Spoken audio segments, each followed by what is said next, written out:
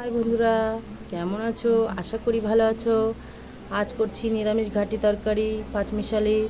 এদিকে করছি কাঁকরোল ভাজা আর করছি পনির তরকারি। দেখতে থাকো তোমরা রান্নাটা। বন্ধুরা, কাঁকরোলটা ভাজা বসায় দিয়েছি। কাঁকরোলটা ভেজে নিই। পনিরটা এখন ভেজে উঠে নিচ্ছি, অল্প করে ভাজবো। একটু ভাজা হয়ে গেছে, এখন আলুগুলো ভাজবো।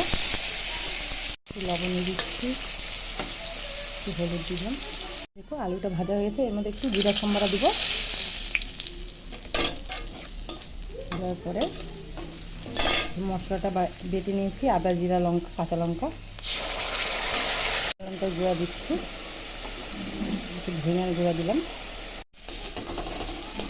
মশলাটা কষে গেছে, এখন ঝোল দিয়ে দেবো। ঝোলটা ফুটে গেছে, এখন পনিরগুলো দিয়ে দিচ্ছি। এইভাবে দেখো আলুগুলো গলায় দিব ঝোলে, তাহলে ঝোলটা আরও গাঢ়ত্ব হবে।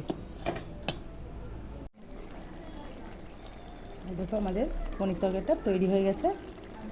5 মিনিট সম্বারা দেখলাম। এখন সবজিগুলো দিয়ে দিচ্ছি, লবণ দিয়ে দিচ্ছি, হলুদ দিয়ে দিলাম।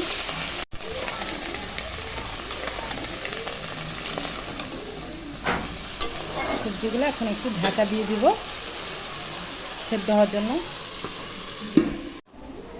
একটু লঙ্কা বাটা, একটু আদা বাটা দিয়ে দিচ্ছি।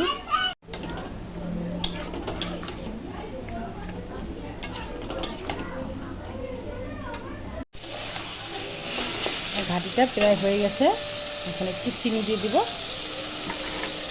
আর একটু নাড়াচাড়া করে নেব, তাহলে হয়ে যাবে রান্নাটা।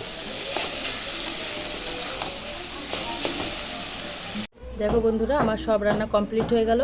এই সবজিটা, এই যে পনির তরকারি, এই কাঁকরোল ভাজা আর একটু আমড়ার চাটনি করেছি। আর এই যে ভাত ছোটো মেয়ের জন্য বেড়ে নিয়েছি, আগে খাওয়াই। দেখছো তো, তোমরা লাঞ্চ করে নাও। টাটা।